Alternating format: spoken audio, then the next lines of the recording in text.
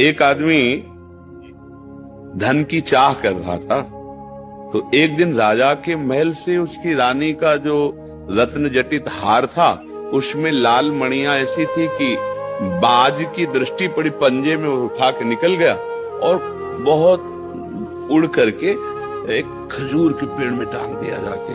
चोंच मारी तो मांस था नहीं। अब राजा की रानी ने याचना की कि वो हमारे सुख का हेतु था। राजा ने घोषणा करा दी, जो शाम तक उसे ढूंढ के ले आएगा उसे मैं उसकी मनचाही वस्तु प्रदान कर दूंगा।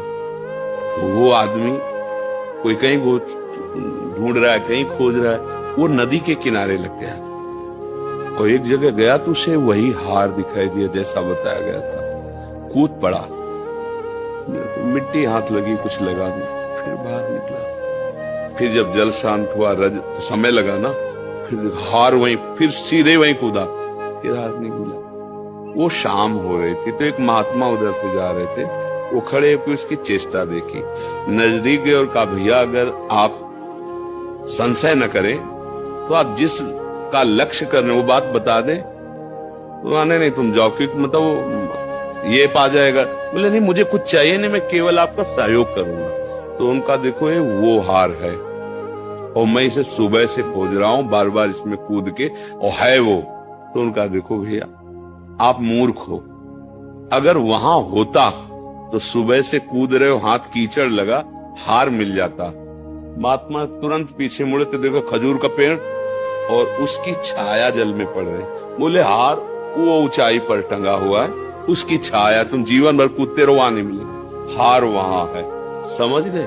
हमारी बुद्धि रूपी रानी सुख रूपी हार खो दिया है। अब वो मन से कह रहे कि हार ले आओ, मैं तुम्हें सब सुख दे दूंगा। मन संसार भव नदी के किनारे आया, अब ये विविध भोगों में उसी को ढूंढ रहा, सुख को।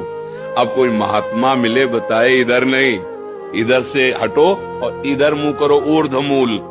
भगवान गीता जी में कहते ऊर्ध्वमूल मधा शाखा मुसत्थम प्राहुरभ्यम, इधर देखो ऊंचे की तरफ, ये उसकी छाया है। प्रभु के सन्मुख हो, अभी सुख मिल जाएगा। तो सुख और दुख जो माइक हैं वो कल्पनात्मक हैं, भ्रमात्मक हैं, सत्य नहीं है।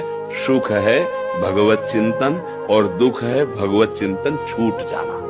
अगर ये बात समझ में आ गई तो सब समझ में आ जाए।